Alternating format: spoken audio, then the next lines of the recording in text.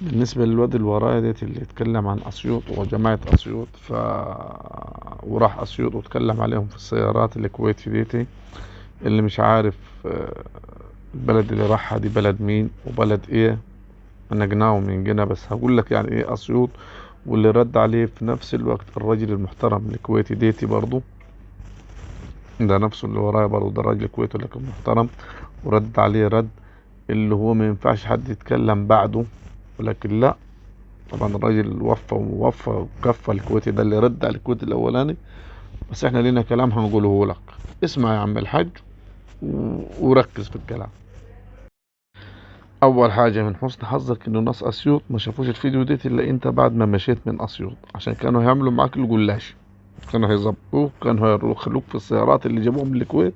مش عايز اقول لك كانوا يعملوا لك كيفي، كانوا هيغدوك يعني وهيعشوك وكانوا هيظبطوك، عشان ناس كرم هم يعني وناس سنين. تاني حاجة، انت ما تعرفش اسيوط دي فيها قبائل عربية واصلة لسيدنا نوح عليه السلام.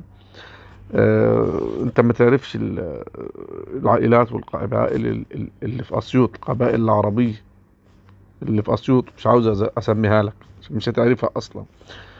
تاني حاجة او تالت حاجة، الرزق ده بتاع رب العالمين. يعني ربنا يمكن رازقك انت في الكويت عشان الراجل اللي شغال سواق عندك، ولا الطباخ اللي عندك. والرزق ديتي أسباب، يعني ربنا ما يسبب حاجة الحاجة، رب العالمين هو اللي ما يرزق. اشتغل عندك في جمعيات ب190 ريال، ب100 ريال، ب150، ووفر وجاب سيارات ورحالها، ده رزقه يا أخي.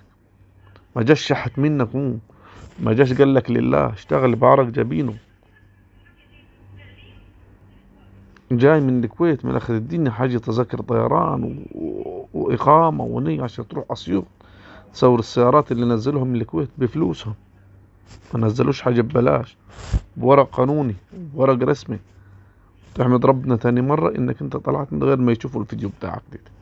الناس اسيوط دول ناس مشايخ عرب، وناس اتقال، وناس مش هينين.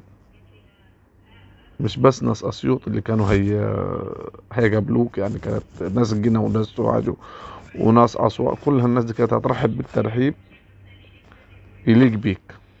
ونشكر كل واحد كويتي قال كلمة زينة، وناس الكويت ناس على راسنا. إذا كان الناس اللي شغالين عندهم ناس شغالين بعرق جبينهم، وإذا كان هم ضيوف عندنا في مصر على عيننا وعلى راسنا. والكويت يوم ما احتاجتني لقيتنا أول ناس. السلام عليكم.